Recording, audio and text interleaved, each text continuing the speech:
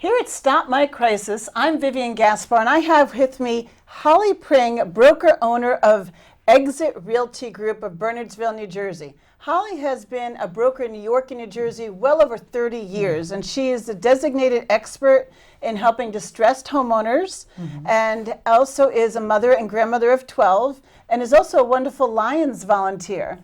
Holly, I appreciate you coming to join me and to help my viewers understanding what's going on with the housing crisis and what they can do about it.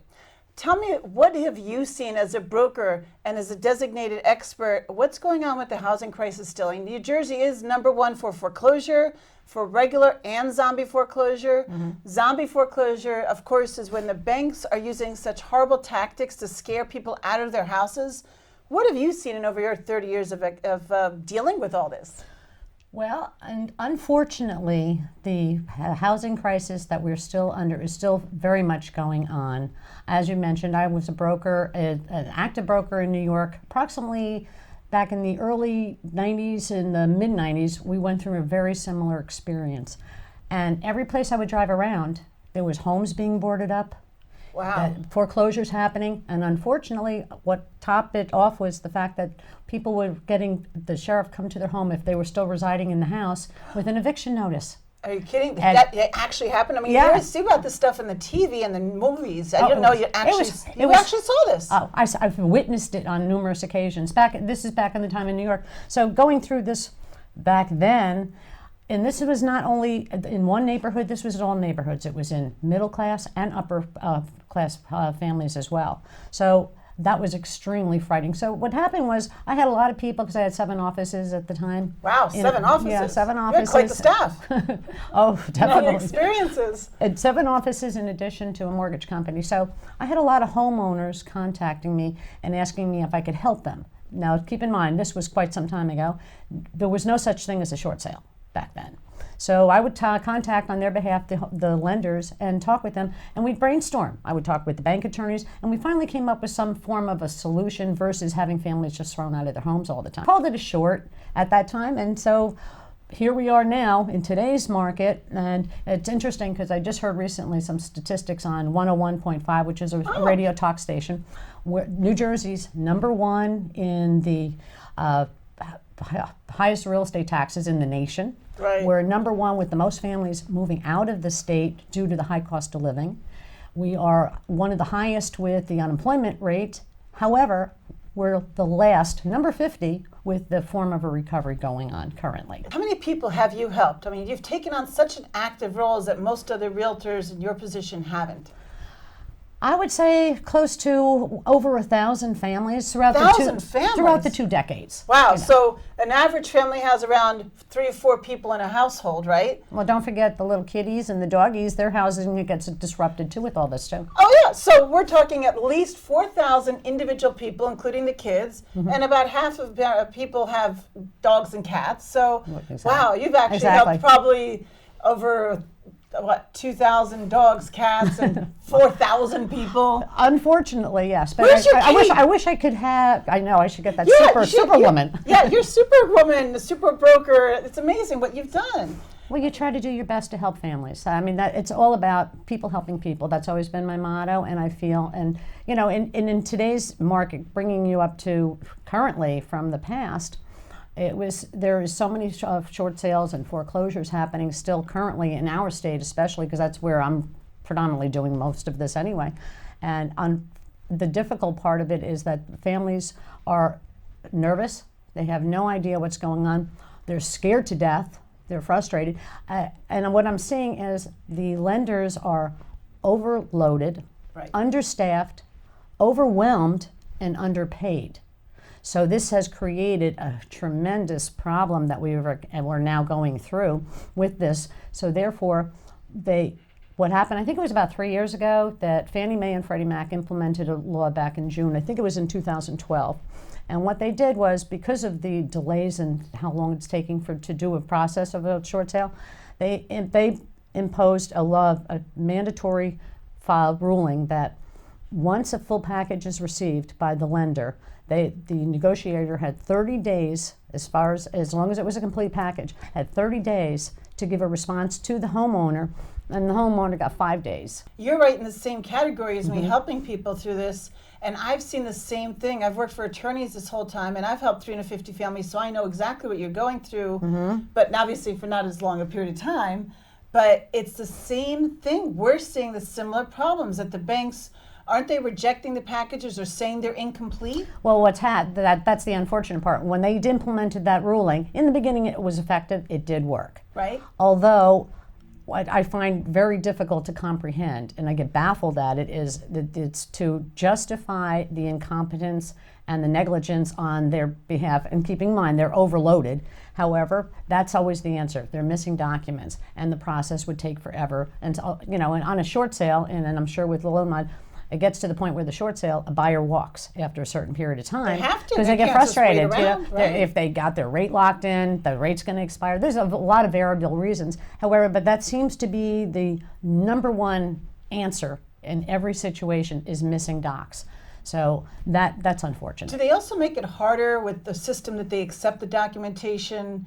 You know, you said, I believe you told me earlier that they accept FedEx packages. You send it incomplete, and they're claiming they didn't receive it complete. If some of the lenders are working with the software system, which I have to upload all the documents, and it goes through this whole procedure and then a list of everything, and asks some questions that are totally not relevant, and it lacks human speaking to one another. I think a lot of the negotiators hide behind the software program that's not user-friendly. The other method is FedEx. Correct. When I know it's a complete package, because I've done this enough times to know exactly what the lenders want, and prior to sending it, I go through a checklist with them and ask them, what exactly does your system require? Certain financial statements is different on each different type of program. And the other way is fax. Fax, I find, is probably not the smartest way to go, because it's all smudgy. I have my own theories. Okay, part of my thought process is that the amount of times that the negotiator will tell me they're missing a doc, and I very nicely, because I'll become a pit bull if I have to. Oh, good, you're really fighting hard. I definitely, you have to. You have to be really aggressive to get this done. And sometimes you form a decent relationship with the negotiator, or sometimes I feel like I'm talking to a wall. However, it doesn't pay to argue. Do what they need. My bottom line is to help and represent the homeowner as best as I can. But answering your question, I often feel they are pushing for foreclosure versus a short sale. So they'll go through the motions, except they don't follow through with what they say on all of them. So out of these 1,000 families that you've helped, what do you think that your success ratio has been? Because I believe you said it was quite high, because you're really aggressive. You're the pit bull that gets it done. You're the hero broker. When you have to be a pit bull, you've got to. But I could be a little puppy dog when I need to be as well. Well, you're a puppy dog to your clients and a pit bull to the banks. Oh, they're so nervous and so much dysfunction, which we'll talk about, I guess, in a little bit. However, I find that they are definitely looking to foreclose the person on most of the cases. Perhaps it's a monetary reasoning behind it. I don't know the answers, but I just merely speculate on half of it. So your percentage is rather high. You think you're over? Yes. What percentage are you successful with those over 1,000 cases of people who came to you?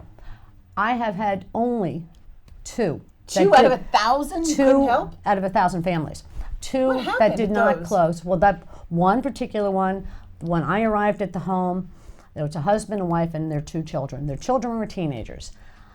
When I walked through the door, you could feel the tension. I would cut with a knife. These just to deal with. Oh, it's heartbreaking. I've seen people crying when I walk in the door. It's heartbreaking. They just can't stop, and they feel like they're getting sick from that they have to deal with. It's sad. So I walk into, using one example, I walk into the one that didn't close, that didn't do the short sale. The wife, when she was showing me around the house, the husband was home and he was very argumentative, extremely. With you or with the wife? With the wife. Okay. With the wife. But you could feel that there must have been an argument prior to my entry. I could just feel the tension. She's showing me the home. She pulled me aside and she said, look, I apologize for my husband, but he's extremely verbal. He's not who he used to be, and it's driving everybody crazy. She's showing me the home. Open up to the bedroom doors in one of the rooms. The sun. It was a gorgeous day outside.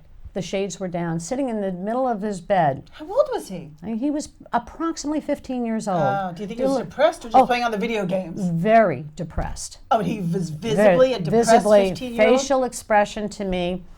And she told me that the father is just losing it. Do you think that meant the father was getting a little abusive with the whole family because of the stress That's on what them? she indicated. Oh, And wow. hearing it myself with the way he treated her in my time that I was there, he would snap at her, yell at her. So anyway, Stress. it was a lot of abuse. And so the reason that one didn't close, we got a full price accepted offer. The bank was willing to go with.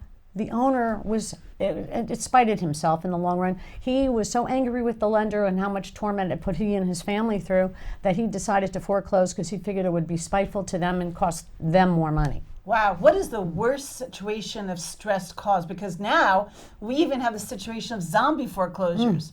You know, zombie foreclosures where the mortgage companies, they just want the people out as fast as possible. So they'll just scare them out of the house. Is that what you've seen too? I'll give you a couple examples. There was one home in particular, the mother called me hysterical on the phone. And she said, now I'm in the office and I'm, caught off guard. And I said, what's the problem? And she goes, I don't know what's going on with this lender. The bank went to my house and this mother was at work. The bank went to my house and my daughter called me crying, saying, there's this man at the house. And he said, I have to come inside and take pictures. I'm from the bank. And How old is the daughter? I think she was about 10, 11 years old. So the bank is sending someone to the house harassing a 10 or 12-year-old? He refused to leave. He didn't go inside because she didn't open the door. Oh, thank God. He walked the grounds, though, for another half hour. That still must have been very scary for a young girl. These latchkey kids, the parents don't have a choice. They're already in financial hardship. So Impressionable. these poor kids Very are now impressionable. dealing with the stress brought on by a mortgage company. That's insane. When I called the bank, they denied it. They said that that wasn't authorized by us. I know it was. Well, how else would this bank go there? Did they call the police? The little girl called her mommy. Her mommy came home. By the time she came home, nobody was at the house. But that's still terrifying. The mortgage companies, they don't it's care the inhumane. impact what they're doing. And now this poor girl, she could need therapy. I mean, not to mention all the other aspects that could happen with the stress inside the home normally. Now imagine if the husband's pissed off when he comes home or whatever is going on. That I'm the must be tail so end. angry. I'm the tail end when I come into the homes. It's usually at that point. Oh So my God. the buildup that the families go through is horrifying. Another situation. These are real tragedies. Oh, some of them are just awful. Another situation I came to the picture, the homeowners called me, an elderly, sweet couple. The husband's a retired state trooper. Oh, that's the cop. That's the cop portion of it. And he was handicapped due to the fact he had major surgery, and he became confined to a chair. After all the years of public service. Exactly. Wow. And here he is, an old school family. The home they built. They had their children grow in the house and have their weddings there. They lived there for a long time, but unfortunate hardships with the medical. So he took ill, and then it left her at the helm. And now they're old school. So the old school mentality is the husband did everything. So now all of a sudden she's at the helm. She immediately picks up the phone, starts to call the bank, and the bank specifically told her. Now this family's in their 80s. Okay? In the 80s? Yeah. The husband's 86 and she was like 82. Did they already had these health issues, or do you think it was exasperated by dealing with the bank? Her health got deteriorated. And she was due to already the his bank. caretaker. Yeah, and so the bank told her, she said she wanted to fix everything, and they specifically said to her, pay the arrears or get out. And if you don't get out, when we foreclose, the sheriff will make you leave the home. A bank told an 80-year-old lady this? 80-year-old woman. That woman panicked and freaked out so much that, don't forget, she was never at the helm. She was not the stronghold. However, she ends up packing up her husband and she in their car, took whatever fit in their car, and they went to a place where the budget, on an assisted living within their budget. When I came in the picture, the house had already been vacant 2 years. Oh, wow. And so it's still not foreclosed, but she just panicked and freaked because of what the bank said to her. Absolutely. She had a right to panic. I don't blame her. When some stranger, because of course the old-fashioned mentality was for the mortgage company to be seen as they're all end out. They are who it is. They're the ones in charge of their life. Unless their house is paid in full, their mortgage company could still be dictating their life. They're running scared. They don't want to be homeless, and now they're at that age. It's terrifying. I couldn't that no agree one with you mentioned more. What to do? Between going through this with children, elderly, and that particular situation, that home, eventually I did get through the system, although that was after the bank neglected the property. Here it's vacant, neglected the property. They did nothing with the property. They tried to have it supposedly winterized. The crew that went there never winterized the property. Did they send a plumber, like a real certified plumber, to do this winterizing? Who knows? It was just people that were from the bank. They broke the sump pumps. The family had 2 sump pumps. When the rains came, so did the water came in. So this house sat vacant for 1 year with 3 feet of water in the basement. And their personal possessions were still in the house? They lost all their personal, everything And had all mold. their memories? At the close, their whole life, everything. They're And thankful this is to get out of because that. the banks pressured them. Oh. They didn't have to do that because the house was still not foreclosed on. They tormented That is one of the biggest tragedies is when banks are lying to people and telling them they have to leave when they truly don't have to yet. These people could have stayed there the whole remaining time. I just closed on this property 3 months ago. I think and it that's was a huge vacant for a tragedy. total of 3 years. Between the year that they stalled, the lender sold the loan off. When it came to a new servicing company, they at least had some decent human compassion. That's the only reason. Not only did I get it closed, I also got that family released from any and all obligations where there was no judgment. They got a personal release It's from like these everything. banks are above the law. If a That's- human being treated you the way that the banks treated these people, they would have been arrested for harassment. They could have had something happen to them. So the banks are allowed to do this to people, and what are the ramifications? What is their punishment? It's such a very good question, Vivian, because the reality of it is I have another situation where this is recent, literally recent. I put a home on the market. The family came to me when the house was with an auction date, which means it's scheduled Sheriff's sale. yes, it's a sheriff's sale. So what happened is every homeowner has two opportunities to do a postponement, which can be a maximum of maybe even 30 days from start to finish. The house had an auction date within, it was about 5 or 6 days. They came to me, I told them that to go get their first extension. Put the house on the market within 48 hours. I got an all-cash offer on the property, wow, that's which is great. fabulous for a short sale. No contingencies, which means that the buyers were waiving any and all inspections, That's which is miracle. also unheard of. Right. The house was in absolutely great condition. The family had been fighting for 3 years prior to do a loan mod and got the runaround. I've had known we could have done something back then for that portion. However, That's they when I came, get the people. Exactly. They need a modification. Exactly. They go to you when I can't help them. Exactly. But they came to me so late in the game. But to get an offer within 48 hours of listing the property was fabulous. Amazing. These are miracles. I know. Somebody up there was helping, but anyway, what happened was had the offer, submitted everything, spoke to the lender. The lender said I was missing a doc, which I'm so used to that. I resubmitted everything, called to confirm, got confirmation they had a complete package because I said, with the foreclosure lurking around the corner, will you please do an extension while you're going through the process of reviewing the short sale? He said to me emphatically, yes, once we have a complete package, which they did. Then the ball dropped. I called. I had sent certified letters. The attorney representing the sellers also sent certified letters. No one to speak to.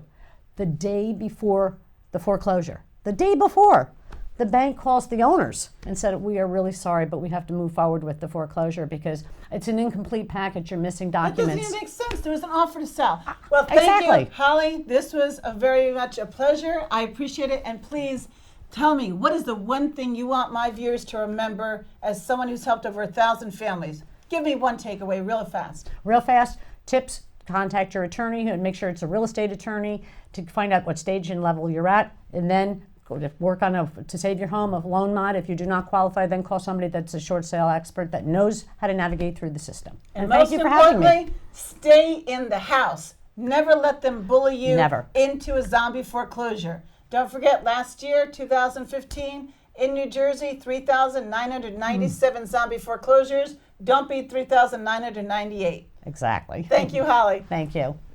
Hazardous chemicals. Could you be exposed at work? Employers are required by law to train you on the hazards of chemicals you work with, how they could harm you, and how exposure can be prevented. For information, go to njwec.org or osha.gov. This message brought to you by the New Jersey Work Environment Council. Welcome back to Stop My Crisis.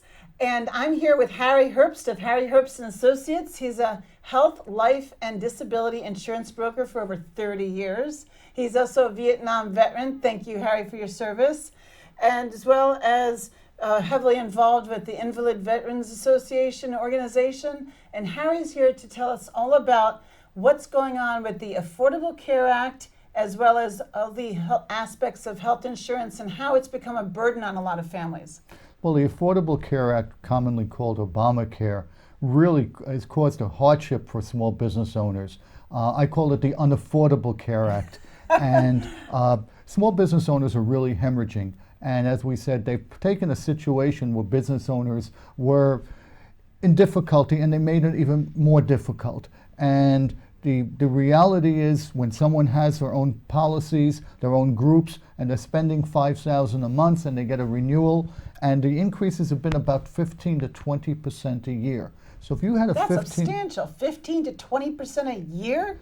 Well, it's even in certain cases it's even more than that. And let me give you an example. Unfortunately, everything is age rated. So if you have a group that's over age 55, they've inadvertently really taken the people that are older are really getting bombarded. So if you have a 58-year-old or a 62-year-old, the rates are really extremely difficult. So what happens is if they can't afford it, they sometimes drop the insurance or they water down the plan. What I mean by that is that they have a high deductible, they have high co-insurances, they have maybe a 50% surcharge in a hospital. So now someone, let's say, has the gallbladder removed, they spend 4 days in a lovely New Jersey hospital, and they walk away with a $75,000 bill, okay? But their insurance carrier is only paying 50% of that. So now they're responsible for $37,500 in my example. Let me ask you this. This sounds to me that there could lead to age discrimination, because if it's age rated and the company, the employer, is taking on more cost or perhaps a burden having older employees, do you think that ever leads to having their older employees let go because it's a burden to the health insurance at the Obamacare or the Affordable Care Act? I do agree with that assessment, and it's unfortunate. I'm not an elder law attorney, but yes, it is discrimination. The mindset, though, is that a proverbial 55-year-old will cost them more because he has pre-existing conditions. He's generally speaking on more medications. He may be a diabetic. He may have elevated cholesterol, hypertension. So as a result, they feel they're paying more money to insure that 55-year-old as opposed to a 35-year-old. So have you seen this happen? Have you seen the companies discuss with you that they have to age out or to let go for any other reason? Maybe they make an excuse to get rid of their older employees to keep their costs down? All the time. Oh, and wow. Yes, I've seen it quite often. In addition to that, keep the medical costs down and the salary. Sometimes they can replace a 58-year-old with a 32-year-old and pay him half what they paid the 58-year-old. So yes, I've experienced that. How about the actual business owners themselves? If they're now taking on these additional costs that you've said through Affordable Care Act or the Unaffordable Care Act, you've seen the actual premiums go up and the expenses to the business owner. Does that actually force the business owners to choose between personal expenses like their mortgage or other aspects, perhaps college tuition for their kids, and being able to continue their health insurance premiums? Can't begin to tell you the stress that causes business owners. And the answer is yes. In many cases, sometimes they can't afford the health insurance, so they discontinue it. And because in cases that they're older, then they contract something that's unfortunate. Let's say they contract something deplorable like MS or something that's debilitating, and they don't have health insurance, or they don't have adequate health insurance. They become a burden on the state. And not only that, a small business owner, business sometimes goes down. And not only does the business owner lose the business, there may be 2 or 3 employees that are now put on the rolls of unemployment. So yes, I've experienced that firsthand. Have you ever seen them have to close their doors to their business and go get regular salaried jobs to be able to continue their health insurance? I have. And they had to lay off employees in the process? I have, but take a look at this scenario. So now you have a 58-year-old, he's got a lot of experience, but who's going to hire a 58-year-old? So you're saying that the Affordable Care Act has caused such a burden that it now skews unemployment rates in addition to causing undue hardship on business owners? The stress that's caused around business owners are being devoured, first of all, with salaries, the second line item of benefits, and their cost is going up and up and up. And the cost of being a small business owner, even with physicians, I insure quite a few physicians, and I've noticed physicians, they're telling me that they can't afford a small practice. If they're a family physician and internist, many cases they've taken a position with a hospital because they can't afford to keep their practice going any longer. So let me ask you this. You deal with most of your clientele. Who is your demographic? Do you have most of your clients being any particular, are they business owners, or who do you see as the most? What I affectionately call mom and pop businesses, a lot of them in the trades, auto repair people, auto body people, but I come across a lot of different types of, I don't specialize in one particular discipline. It could be an IT company, it could be a CPA firm or a law firm.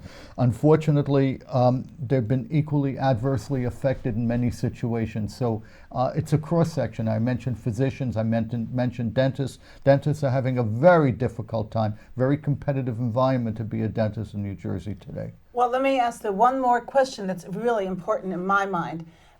Housing. How has the personal income that they could flow from their business as a business owner been affected? I mean, have you seen, you interact and you create a rapport with your clientele? Do you see perhaps caused by the hardship financially causing divorce, maybe domestic violence, besides the fact that they're worrying if they can pay their bills, perhaps has it caused a foreclosure? Any other severe hardship personally because of the Unaffordable Health Care Act that they have to deal with? I have. And it causes all of the above. It causes divorce, it causes a lot of tension, it causes bankruptcies, it causes foreclosures on homes.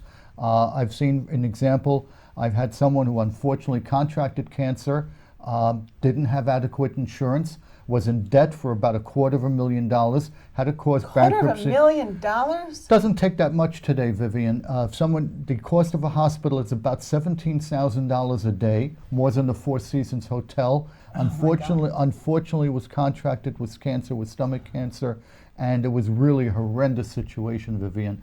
First of all, he didn't have any insurance, so it was very difficult for him to find a physician. They didn't want to treat him because he didn't have insurance. They knew that they may not get paid. So it was difficult from that point. He finally did get the treatment that he needed, but he's in a repayment plan, Vivian. It'll take him, forgive my humor, he'll have to be reincarnated to pay all these bills back, but it'll take him, without exaggeration, about 30 years. Did that cost him anything personally? Did he end up getting a divorce? He got a divorce, it alienated, he lost his home, he lost his business. And it's not an isolated situation today. If you can't afford what I affectionately call a 100% plan, even if you get a 50% plan, some insurance is better than no insurance whatsoever. So you really need to indemnify yourself. Being uninsured today in today's environment, especially if you're younger in your 50s or 60s, I know today the new 60 is the old 30 or something like that. Is that wishful thinking, though? But you need to be proactive, and you need to you need to be basically cognizant of what the costs are. If someone's on prescription medication, for example, they're on Lipitor to monitor which is very common, to monitor the blood pressure or the cholesterol. They have to be proactive. I hear it all the time. The cost of medication. Wow, pharmacies charge me $180 for one medication. I heard, though, that pharmaceutical companies might be able to help people with prescriptions for hardship is if you go directly to the manufacturer. Is that true? Can that help somebody? That can help a great deal. And also what helps is if you're on maintenance medication, if you can get a 90-day supply as opposed to a 30-day supply, that can help as well. And make sure that you're insured, and make sure that you're not uninsured, and have a good broker that really takes care and advocates for you, which is what I do. Right. I've known Harry over 15 years, and he's helped my family. So give me the website for your firm and how people can reach out to you directly. They can reach out to me at www.harryherbst.com. My email address is info@harryherbst.com. Give me your phone number one more time, your 800 number. 800-598-3003. Coming and sharing your knowledge with my audience. Thank you.